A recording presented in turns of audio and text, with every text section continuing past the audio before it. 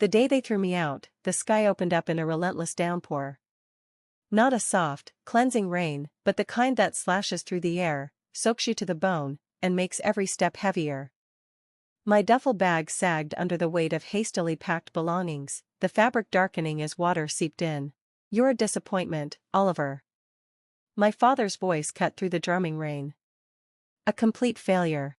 Behind him, my mother stood rigid in the doorway, arms folded, lips pressed into the same thin line she had worn when I first told them I wanted to study computer engineering instead of inheriting Mason Industries. "Years of preparing you for the company," she said coldly, "and you throw it all away for some ridiculous dream of making apps?" I was 18. Fresh out of high school. My only crime? Refusing to follow their script. I had dreams of my own, ones that didn't involve boardrooms and quarterly reports. "If you walk away now," my father warned, his tone sharp as ice, "don't bother coming back. No support. No inheritance. Nothing." Water dripped from my lashes as I met his gaze, unwavering. "Fine." The single word seemed to hit harder than any argument could have. They had expected me to fold, to cave the way I always had. But something had shifted. Maybe it was years of being compared to my perfect older brother, James. Maybe I was just tired of being shaped into something I wasn't. I turned and walked away, each step carrying me further from the mansion that had never truly felt like home. Their voices trailed after me. "You'll fail, Oliver. And when you do, you'll come crawling back." I didn't turn around. The first few months were brutal. I crashed on my best friend Mike's couch, juggling 2 jobs, selling electronics by day, delivering pizzas by night. Every spare second was spent learning to code, sharpening my skills. Mike's tiny apartment, cluttered with energy drink cans and tangled wires, became my sanctuary. "You're insane, man," Mike would say, shaking his head as I coded through the night. But the good kind. He didn't understand the tech, but he understood drive. He understood wanting to prove yourself. 6 months in, I caught my first break. A local startup noticed a small app one had built. They didn't offer me millions, but they offered something better, a chance. A junior developer role, with enough flexibility to keep working on my own projects. I took it without hesitation. Mason Industries was stuck in the past, clinging to manufacturing and outdated business models. They couldn't see what I saw, the future in software, artificial intelligence, blockchain. While they hosted charity galas and schmoozed with investors, I spent nights buried in lines of code, pushing toward something bigger. 1 year became 2, then 3. I climbed from junior developer to lead at another company. My first major app, a project management tool, gained traction. I wasn't rich, but I was independent. My own small apartment. My own rules. Through mutual connections, I occasionally heard whispers of my family. James had taken my place at Mason Industries. My parents continued playing the role of high society moguls, as if I had never existed. That was fine. I was writing my own story. Then came the turning point. For years after that stormy night, my app had grown into something much more, an entire AI-powered business suite. Novatech Solutions was born. The venture capital offers rolled in, and this time I knew my worth. The first round of funding? $20 million. 6 months later? Triple that. I moved into a penthouse in the city's tech district but kept my life simple. Every dollar went back into innovation, hiring the best minds, expanding the company. And Mike, my biggest supporter from day one, became my head of operations. From delivering pizzas to delivering next-gen software, he'd joke, staring out at the skyline from our office. I smiled, but I never let success cloud my memory. I still remembered that night, the rain, the duffel bag, the words meant to break me. And then, one day, everything shifted again. I was in my office, reviewing potential acquisitions, when a familiar name appeared on my screen. Mason Industries. Their stock had been plummeting. The company was bleeding, desperately needing modernization. My father, too proud to evolve, had let it wither. I scanned the numbers. They needed capital, about $5 million, to stay afloat long enough to pivot. As I sat there, contemplating their fate, my phone rang. An old number I hadn't seen in years flashed on the screen, but I would never forget it, my father's number. I let it ring, once, twice, 3 times. Each time echoed the words he had spoken that night in the rain. "You're a disappointment, Oliver, a complete failure, don't ever come back." On the 4th ring, I picked up. "Hello, Father," I said, my voice even, unreadable. "I've been expecting your call." Silence, long enough that I almost wondered if he'd changed his mind. Then, finally, he cleared his throat. "Oliver," he said, no authority, no bark of command, just my name, as if testing how it still felt on his tongue. "We need to talk." I leaned back in my chair, my office bathed in city lights. "Yes," I replied, "I believe we do." 7 years later, Mason Industries headquarters hadn't changed. Same towering granite facade, same bold, golden letters, same security guards with their carefully blank expressions. But I had. As I strode through the lobby, memories pressed in, childhood weekends shadowing my father on factory floors, hours spent in stiff-backed chairs as he lectured me on legacy and duty. "Mr. Mason." The receptionist's eyes widened, recognition flashing across her face. "Your father is expecting you in the main conference room." I nodded, adjusting my suit, not out of nervousness, but habit. They had once taught me that appearances were everything. Unlike them, I had learned appearances were just the surface. The elevator ride to the top floor was quiet, giving me time to run the numbers one last time. Mason Industries was bleeding out, profits down 60%, stock value plummeting from $85 to a meager $12 per share. They didn't need a loan, they needed a lifeline, or a buyer. The conference room door swung open, and there they were. Richard Mason, once the unshakable titan, now a man aged beyond his years, his suit still pristine, but it no longer carried him, it hung on him. My mother sat beside him, eyes shadowed, her makeup slightly smudged as if she'd been rubbing her temples too often. And James, my older brother, stood by the window, a glass of something dark in hand. He had gained weight, the sharp, confident angles of his face had softened. Too many business dinners, too much stress. The golden air no longer looked golden. "Oliver," my father said, rising slightly before hesitating and sitting back down. He extended a hand, then withdrew it, uncertain. "Thank you for coming." I took my seat, placing my briefcase on the polished table with deliberate care. "Let's skip the pleasantries," I said, "I've seen your numbers." James turned sharply, his face darkening. "You've been spying on us?" I laughed under my breath. "It's called public information, brother. Your decline isn't exactly a secret." My mother flinched at the word "your." "Not ours, not anymore. We've had setbacks," my father started, his tone sliding into the well-worn cadence of a businessman in negotiations. "The market has been unpredictable."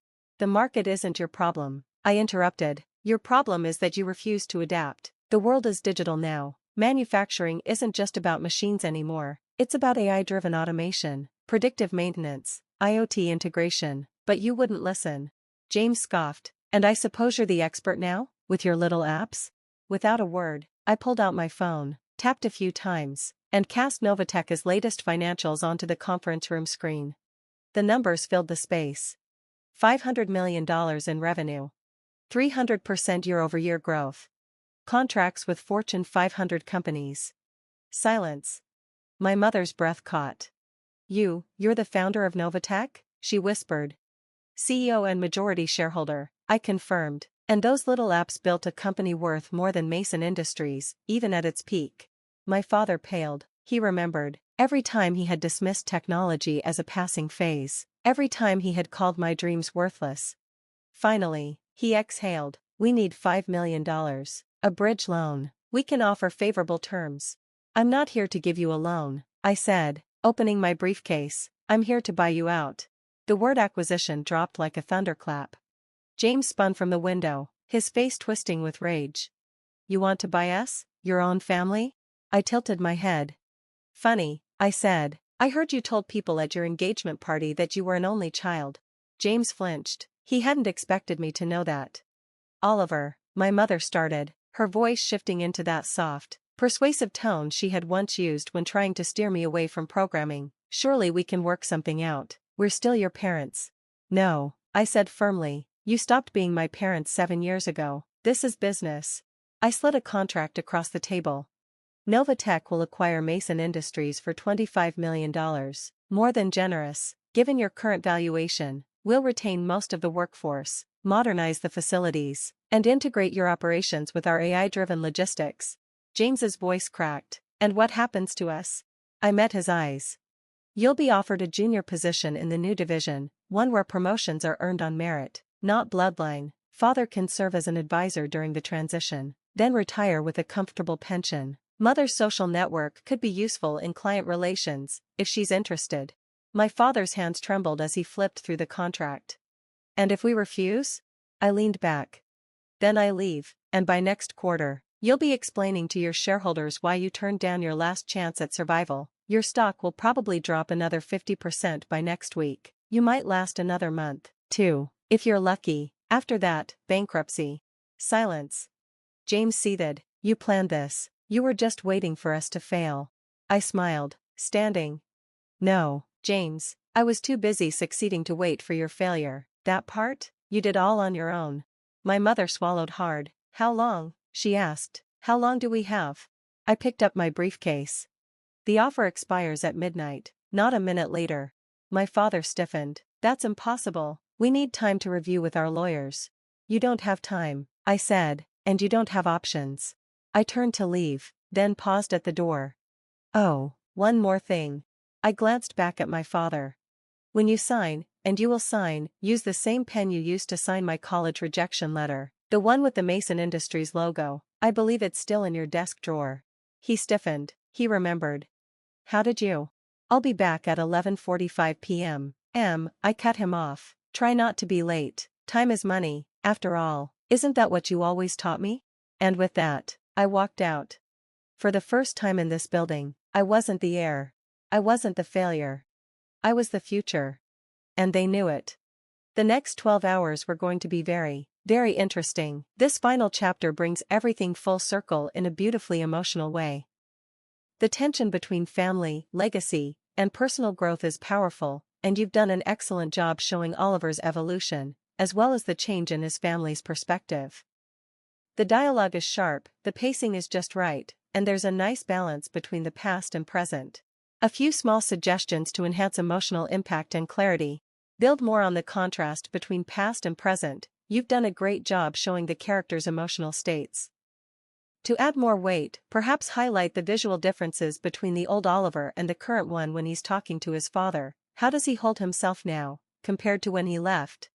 Use smaller actions to show change. When Oliver finally sits across from his father and tells his story, a small gesture like him picking up the pen his father used to reject his college plans could serve as a subtle but powerful moment. It's a visual symbol of how far Oliver has come.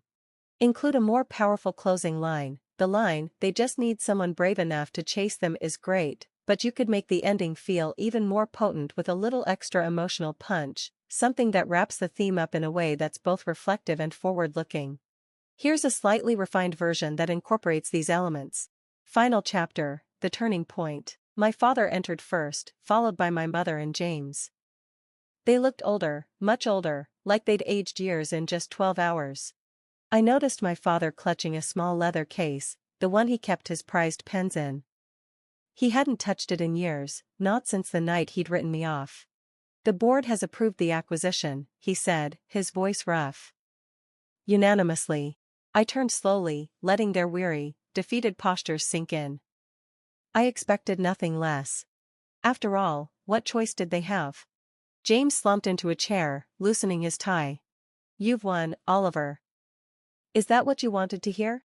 No, I replied calmly. What I want to hear is the truth. From all of you. My mother stepped forward, her designer dress wrinkled from a day of tense meetings. The truth about what? About why you really pushed me away. I let the question linger in the air, thick with years of silence. It wasn't just about business school, was it? The silence that followed was thick with unspoken words.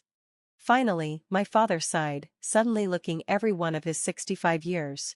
You were too much like him, he said quietly. That wasn't what I'd expected. Him? I frowned. Your grandfather. I blinked. The one who started Mason Industries? He nodded, sinking into a chair, his eyes distant. He opened the pen case with trembling fingers. Harold Mason was a visionary. He saw the future before anyone else did. In the 1960s, when everyone was stuck in the past, he modernized, automated, took risks. The board thought he was crazy. Even his father called him a fool. He pulled out the pen, the same gold Mason Industries logo catching the light. But he proved them all wrong. Built this company from nothing into an empire. And you, he looked up at me, his voice raw. You have that same look in your eyes. That same drive. It terrified me. I exhaled slowly, realization dawning. Because you're not like him. He nodded. I wanted stability. Safety. He glanced out at the city skyline, as if searching for something beyond the glass. When you started talking about technology, about changing everything, I saw him in you. And I remembered how scared I was every time he took another risk. Launched another venture. My mother touched his shoulder gently, her gaze soft but regretful. We thought we were protecting you, Oliver. And James? I asked, turning to my brother. James gave a dry, bitter laugh. James was the safe choice, he said before my father could answer. Cautious. Reliable. Boring. That's what you mean, isn't it? He looked between them. I was the one who wouldn't rock the boat. I walked to the conference table, spreading my hands on its polished surface. And now look where we are. The safe choice led straight to bankruptcy. The crazy dreamer built a tech empire. My father's voice was barely above a whisper. We were wrong. About everything. About you. He opened the pen case again and removed the Mason Industries pen, the one he had used to reject my college plans 7 years ago. The gold logo caught the light as he placed it on the contract. Before he signed, he looked up at me. Tell me what really happened after that night. How did you do it? I sat down across from him, feeling an unexpected urge to finally tell my story. The first few months were hell, I admitted, worked 2 jobs, lived on Mike's couch, coded until my eyes burned. I exhaled, but I had something you never gave me at home. My mother tilted her head. What? Freedom to fail. She frowned. Freedom to fail? Yes, I said, because when you're already at rock bottom, when your own family has written you off as worthless, there's no pressure. Every small success is a victory. Every failure is just another lesson. I pulled out my phone, showing them the first version of what would become Novatech's flagship product. This was my first app, buggy, ugly, barely functional, but it worked, and each version got better. James leaned forward, actually interested for the first time. And the venture capital? How did you convince them to invest? I didn't. I smirked. They convinced me. By then, I had paying customers, proven technology. I didn't need their money, they needed my innovation. I gestured to the contract, just like Mason Industries needs it now. My father picked up the pen, its weight seeming heavier now, as though the years of regret had settled into it. And after we sign, what happens to us? Really? Exactly what I said this morning. James gets a fresh start, learning the business from the ground up. Mother can maintain the social connections that bring in clients. And you, father? I met his eyes. You get to watch your company become what it should have been all along, what grandfather would have wanted it to be. He pressed the pen to paper, then hesitated. Why didn't you just let us fail? He asked quietly. You had every right to. Because that's not what successful people do, I replied. They don't destroy, they transform. They don't settle scores, they create opportunities. I exhaled. Everything you taught me about business was wrong, but everything grandfather built still has value. It just needs to evolve. 11:59 p.m. The scratch of the pen on paper was the only sound in the room as my father signed away his company. My mother wiped away tears as she added her signature. James, surprisingly, signed without hesitation. As I reached for the contract, my father grabbed my wrist. Not roughly, just with an urgency I hadn't seen from him before. Oliver, he said, his voice cracking, I'm sorry for everything. I looked into his eyes, the same eyes that had once looked at me with such disappointment, and saw something new there. Respect. Maybe even a glimmer of pride. I know, I said softly, taking the contract, but it's not me you need to apologize to. He frowned. It's yourself. For being too afraid to embrace change. For letting fear of failure stop you from trying anything new. My mother's voice wavered. Can you ever forgive us? I stood, tucking the contract into my briefcase. I forgave you years ago. I glanced at them. That's why I'm here, saving what's left of Mason Industries, instead of watching it crumble.